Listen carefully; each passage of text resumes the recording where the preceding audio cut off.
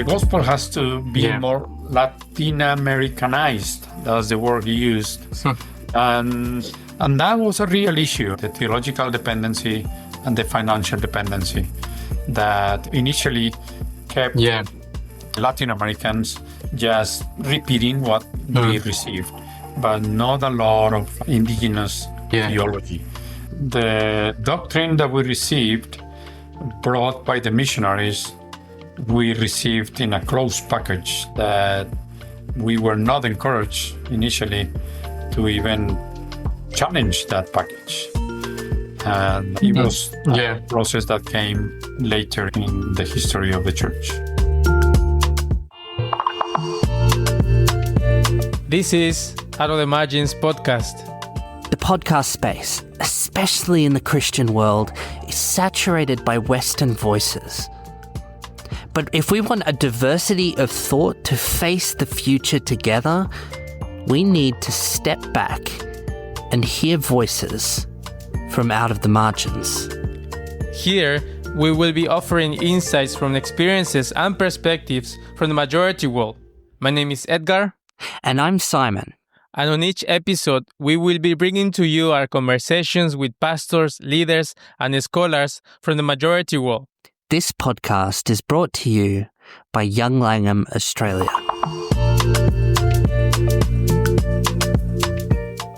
Well, hello and welcome to another episode of the Out of the Margins podcast. Edgar, how are you today and how's everything in Chihuahua? Things are going great. Today I was doing some construction work at the office because we are doing some renovations and we're doing it ourselves. So it's kind of fun to do some physical work from time to time. Yeah, fantastic. Well, we're really missing you here in Australia, but we're holding down the fort and love the work that you're doing over there in Mexico at the moment, which we will talk about in a future episode. Yeah. But for now, tell me about the conversation that you had this week. I had a chance to talk to a scholar, Daniel Salinas. He's from Colombia, and he's a Langham author. He wrote a book called Taking Up the Mantle, Latin American Evangelical Theology in the 20th Century. And it was really informative to get to hear about the whole story of the church in Latin America from the Catholic times and also when the Protestant church came, to hear about the challenges and the influences that the church had. So it was just a really informative episode, and I hope that people will enjoy it. Yes, fantastic. Well, let's have a listen.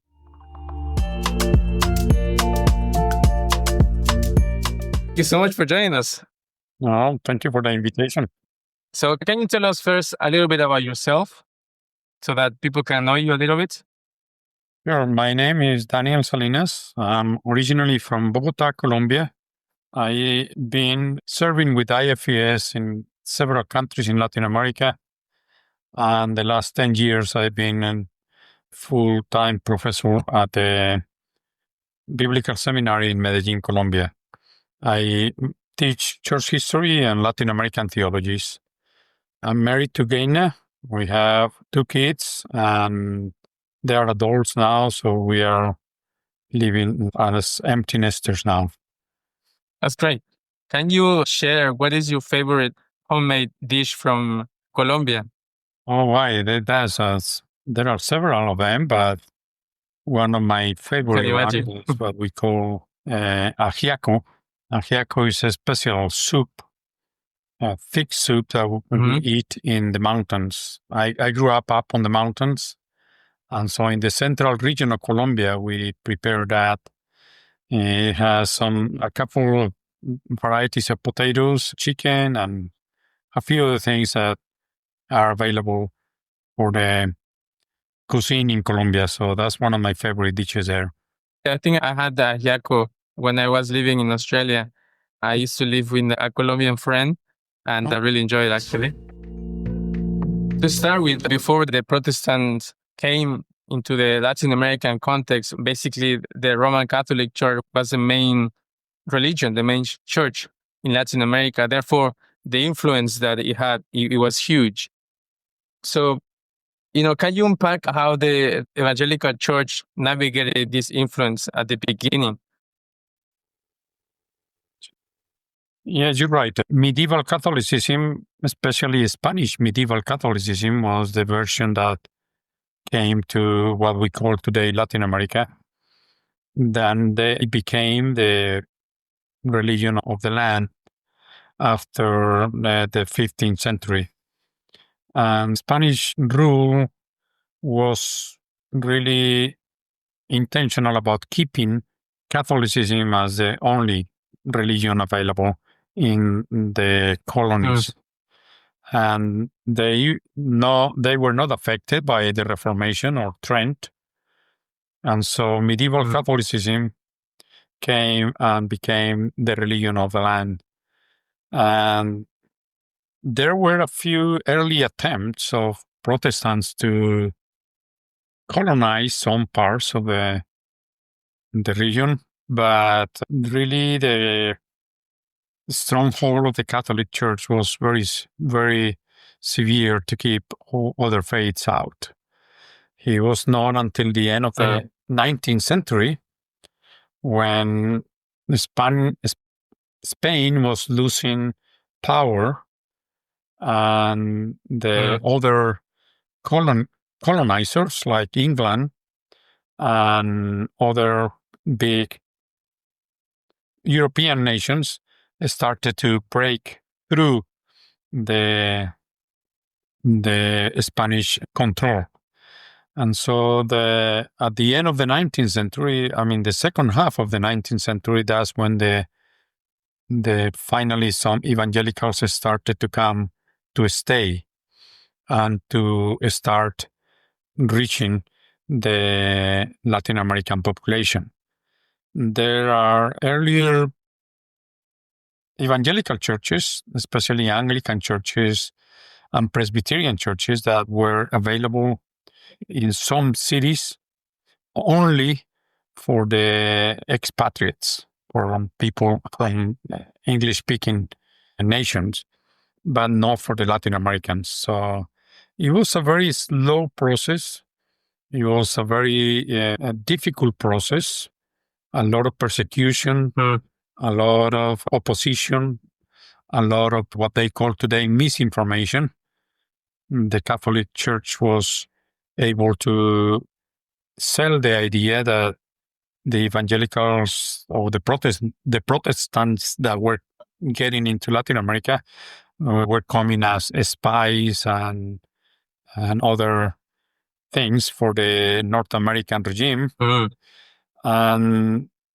But little by little, by the tenacity of some pioneers like Diego Thompson and others, little by little the possibility for a small evangelical presence became reality.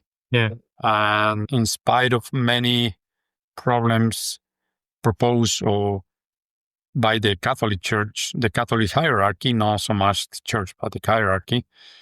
And just recently, in the last 40 years, is that many of the constitutions in most countries in Latin America change to include actually freedom of religion and the possibility that now the Catholic Church is not the official church of the country. For example, in Argentina, recently until the 1990s, to be a president of the country, the person has to be Catholic.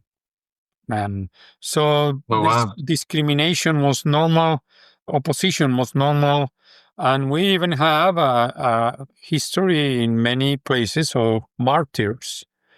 You have the history of Baptist missionaries being martyred in Bolivia, and like that, many other places where they were killed by the baptism of the Catholic monk. So it was not easy. It was difficult, but the tenacity and the prayers and the support of many other people made it possible for evangelicals slowly become a considerable minority that was not possible to ignore anymore. And I think that it's very interesting that you mentioned that when Spain was in power of the colonies, when the independence happened, at least in Mexico's independence, to be against the Spanish, to fight against the Spanish and being a rebel, basically, it meant also to abandon the faith. So the Catholic Church will take those who were fighting against the crown as also rejecting the faith, and they will consider a kind of expel from the church. It was very difficult because many people, many Christians, they were conflicted, fighting and trying to gain independence because it was so interlinked with the government and with the power. Yes.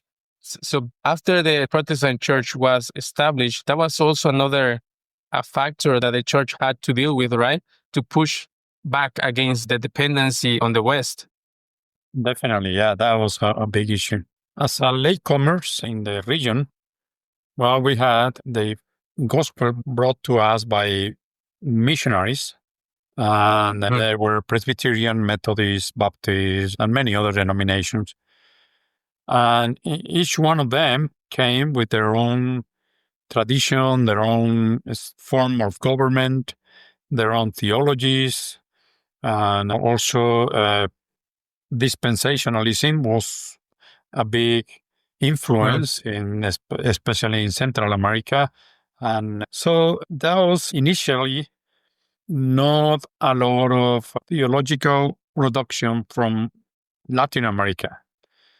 The early ones, the early missionaries, brought their theologies, and the early evangelicals were learned those theologies and were able to copy and repeat those theologies without a lot of what we call now contextualization. And we have that theological dependency that came also with the financial dependency, because the missionaries and the missions that were working in Latin America were investing a lot of resources to be able to bring the gospel to Latin America. So many of their churches they started, and many of the Bible institutes and other like schools and clinics and other activities were sponsored and maintained or funded by foreign money. And initially that became another way to control the idea that they prefer to have their own theology. In most of the churches here in Latin America, the initial churches were just a copy of the churches that came from abroad. And you can find in the documents, for example, a description of somebody saying that early in the 1920s, saying that if a foreigner comes to any country in Latin America and happens to be here on a Sunday, and then he decides to go to church, he will feel at home completely, because church is organized and is taking place the same way that he's used to church at home. And so that was a big issue initially, and still an issue now, but not so much. But that was one of the things that the early Latin American theologians and thinkers started to realize. Like Gonzalo Baez Camargo from your country, Mexico, he was one of the first ones that say, well, how come we are just not getting to our people? How come the gospel that we have doesn't get to the people? It feels strange for them. It feels that it's not something that they can adapt or adopt as their own. The gospel has to be more Latin Americanized. That's the word he used. And that was a real issue, the theological dependency and the financial dependency that initially kept Latin Americans just repeating what we receive, but not a lot of indigenous theology. Now, there was a little bit of theology being done in the publications, There were many publications. Actually, Gonzalo Baez Camargo started a publication called Luminar that was a very, very successful publication among the intellectuals, and many others like that. But in general, the situation was that of a theological dependency. And it's interesting that you also mentioned in your book, those who had the money or the finances were the ones who dictated what was right or what was wrong. Right. That was an issue. Yeah. It's the doctrine that we received, brought by the missionaries, we received in a closed package that we were not encouraged initially to even challenge that package. And it was a process that came later in the history of the church. And it's interesting that you mentioned this publication, Luminar. You also mentioned other ones that there was a way to challenge the assumptions. The way that the theology was developed in Latin America was basically through this, from the ground up, people from the church or writers, they use writes and different publications and different means. And would you say that that was the way the Latin American church kind of fought against this dependency? Well, one sector of the Latin American church, and like what I call the intellectuals, were very much writing a lot. And you have Arnoldo Canclini, an Argentinian. He started several publications. You have Gonzalo Baez Camargo in Mexico, and in many other places.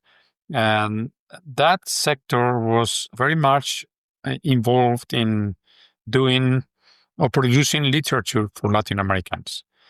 Ángel Mergal from Puerto Rico, Juan Barreto from Argentina. Well, I can name many names, but that was a time when the literature produced was not really available in many places.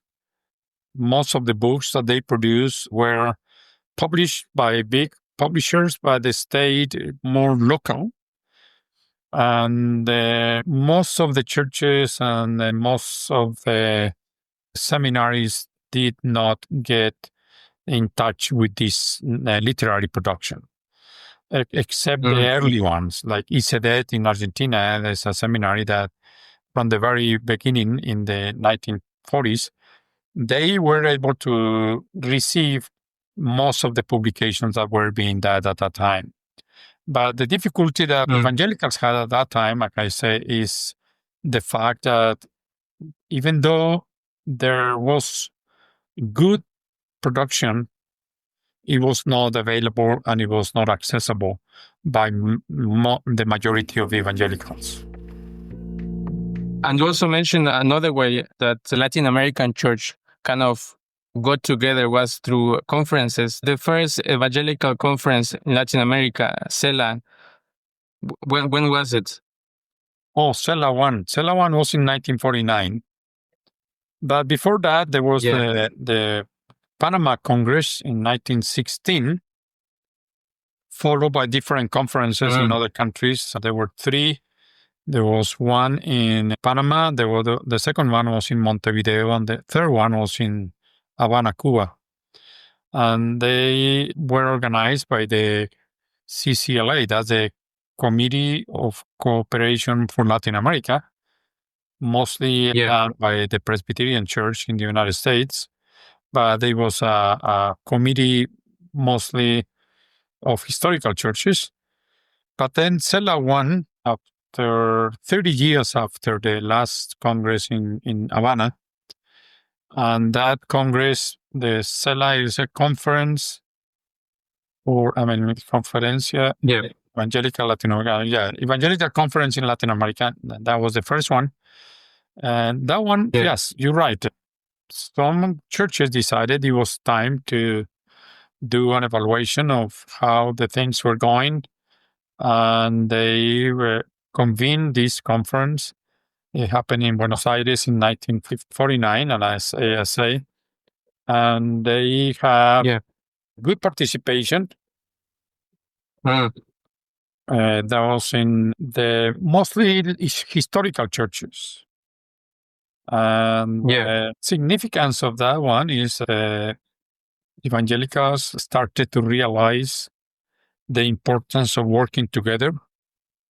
The question of unity appears in all the Latin American conferences because of that was a big problem. Everybody was trying to do their own thing, but not working together. And the idea of cooperation was not very popular among churches or denominations. So that was something that they decided to work on, the idea of unity. They also were evaluating how the churches were doing in reaching the population. And it was an important development because that showed that evangelicals were able to convene and have conferences. Now, like I say in the book, the representation was limited to only a few denominations. Central America was not even present because most of the churches in Central America were dispensational. And from the very beginning, even the Congress of Panama, those churches in Central America were opposed to the CCLA and all the other intentions that the evangelicals had of working together. They didn't want to work together. And so even though CELA 1 was an important development, we need to wait a few more years to see more, broader representation of evangelicals in evangelical congress. And how about with the growth of Pentecostalism? That's been, I think, it's been huge in Latin America. How has this development also impacted the theology in Latin America? Yeah, dispensationalism has been in Latin America since the early 20th century. The first Pentecostal church started in Chile in 1909. That became a big church, still a big church in Chile. And then we had also missionaries from many countries coming. But for the most part of the half of the 20th century, Pentecostals were not readily accepted by other evangelicals. They were very active in evangelism. The churches were growing. They were growing in numbers. But in Clades and in CELA or Clades, they were not really present until Clade 3 is when they were one of the first times that Pentecostal speakers were invited to these kind of conferences. And now everybody recognizes that Pentecostalism is the majority of evangelicals in Latin America. But that's recent. I mean, initially, the relationship of the other denominations with Pentecostals was mostly of caution and avoiding them, trying to they consider the Pentecostals initially not part of the evangelical traditional bloc. I think that's very interesting. And you also paint a picture of the average evangelical in Latin America. At the turn of the century was represented by a woman from a poor neighborhood with little education and a big family, going to church meetings almost every night of the week, being a leader of the congregation and expecting a series of miracles in her family and in her own person. I think that's amazing. Even here in my context in Mexico, I would say that's the majority, the average Christian as well. Yeah, well, the Panama Congress, when they started in 1916 and then the following congresses, they had an emphasis, the idea that if they could reach the educated classes and high classes in Latin America with the gospel, that the gospel will have a better possibility of growing and becoming more significant in Latin America. But what happened is that, yes, the many people started to become evangelicals, but not the educated and rich classes. The lower class were the ones that started accepting the gospel and converting. to evangelical Christianity. And what we see at the end of the 20th century is that the majority of evangelicals in Latin America are still coming from the lower classes, the poor, the marginalized, the needy. Yeah. And in a way, well, that's what the gospel is about. But also the fact that it took until not even 10 years ago more than higher classes or middle high class started to become evangelicals. And the situation took more than a century. We always have people, educated people, coming to being evangelicals, but they were very, very few. So it's true. The great majority of evangelicals in Latin America come from the lower classes, and that's the average. Yeah, exactly. And again, that has changed how churches look like. You mentioned in your book how the communal, the spiritual, contextual, and missiological was key in the theology that they were elaborating. Well, those were the emphasis that especially the FTL, the theologians with the FTL were found that were important in the road to develop a Latin American theology. I probably need to explain that the FTL means the Latin American Theological Fellowship that started in the 1920s. So the idea of theology that has those marks is a theology that in that way you can see those definitions include in a way a dialogue with the received theologies, but that the emphasis had to be done on doing biblical and missiological and the other elements of that theology, but from Latin America, for Latin America, in a way that will deal with the questions that Latin America were asking, and Latin Americans were really searching for answers that had to do with their own context. So that you can say that the characteristics had to be found in any kind of theology coming from anywhere, but specifically here is the idea of being Latin American theological production.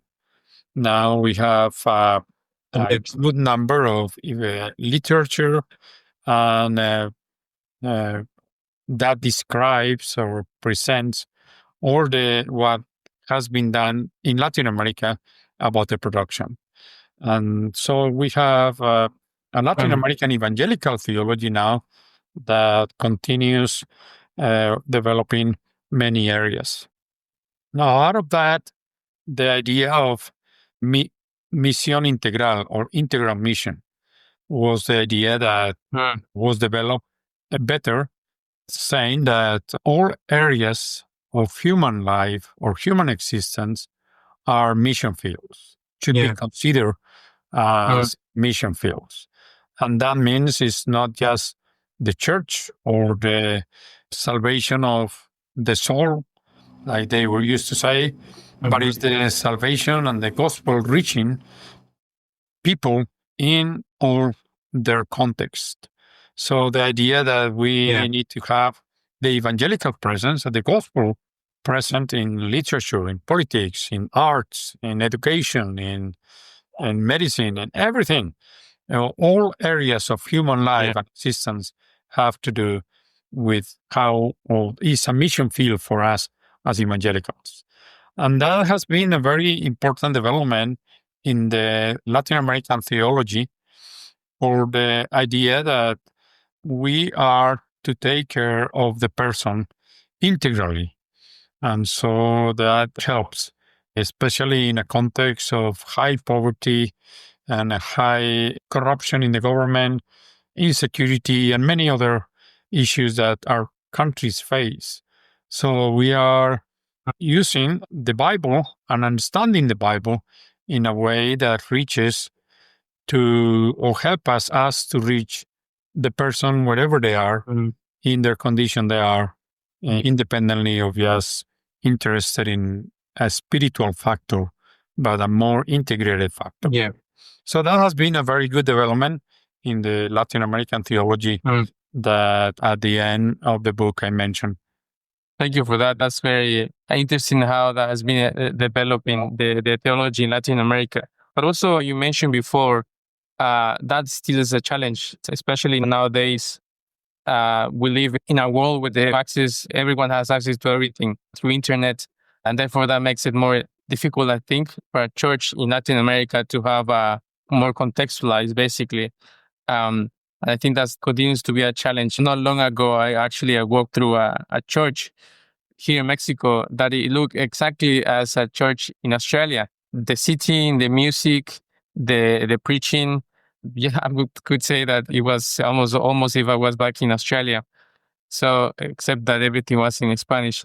But I think that continues to be a challenge. But of course, we cannot isolate ourselves in Latin America. And I think that we had to some degree, accept these different voices and perspectives that we get from around the world, but how to remain contextualized, I think is a challenge. Do you have any reflections on this current situation?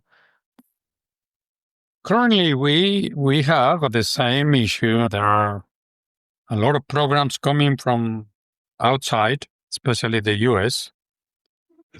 We have a lot of pre-packed gospels or ideas.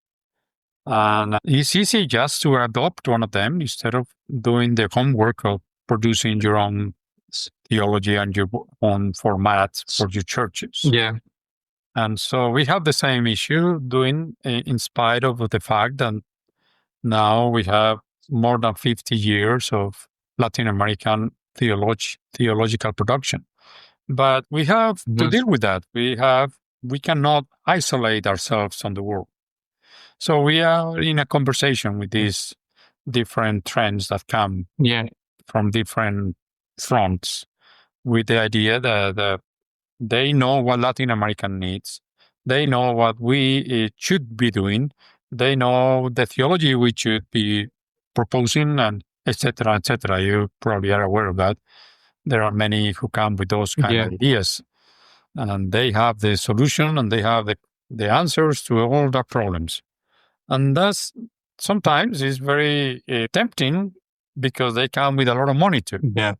And especially churches that are struggling, they can easily adopt one of those programs from abroad and become independent.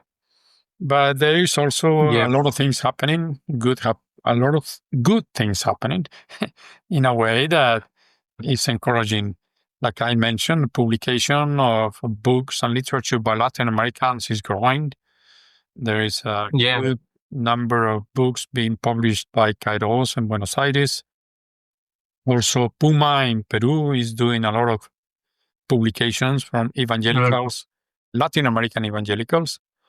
And we have also a lot of more, not enough, but more people going to seminaries to prepare themselves for ministry.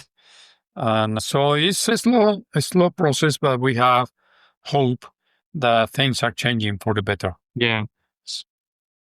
Yeah, and of course we also have authors like yourself, and Langham Literature tries to help also spread Latin American authors. I think that's very important, and because it is a conversation, I think, and it's good that the voices from Latin America also keep speaking.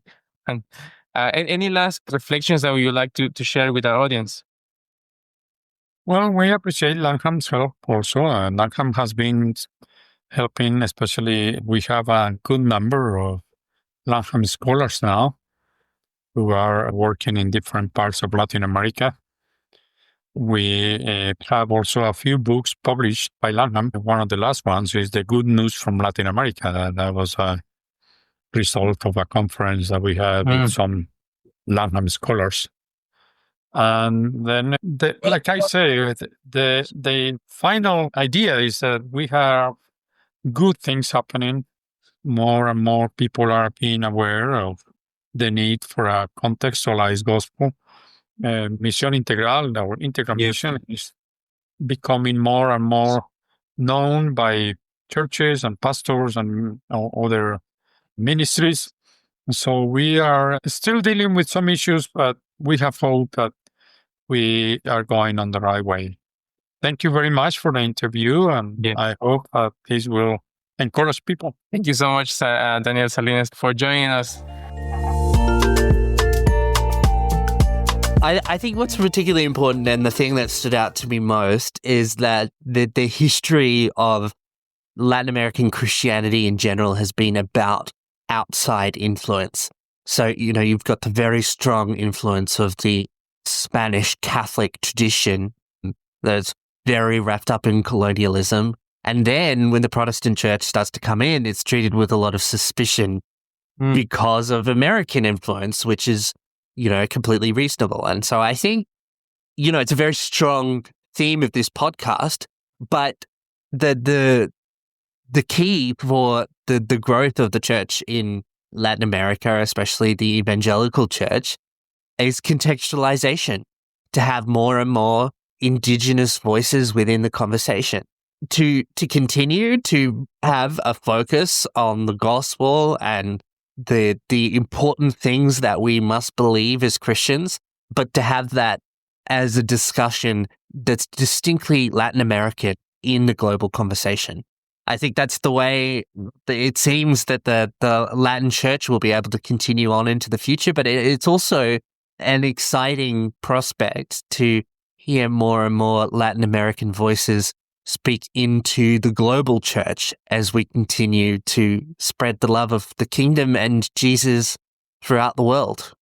Yeah. I think that's quite powerful. And for me, it really struck me as a Latino how the Latin church have fought to make the gospel relevant, to impact people's lives. And I think that's how the gospel comes alive. And that's something that we can also learn from, because the church everywhere has different challenges, because we have different contexts and there are no quick fix, but there's a lot of things that we need to sort out. It takes time, effort, but I think we need to keep making the effort to make the gospel relevant. And I think that's something we can learn from this episode. Yeah, fantastic. If you want to see more works like this, more Latin American and broadly majority world voices like Daniel Salinas' voice in the conversation, we need resources. And none of this can happen without the generous donations of people like you. So we'd love you to take into consideration donating, and you can do so at au.langham/donate. Yeah, please leave us a review. It really helps us to get the word out if you take some time to write something that you like about the podcast. And please share the episode with someone that you might think they might enjoy the episode. Thank you again for listening. We'll see you next time. See you next time.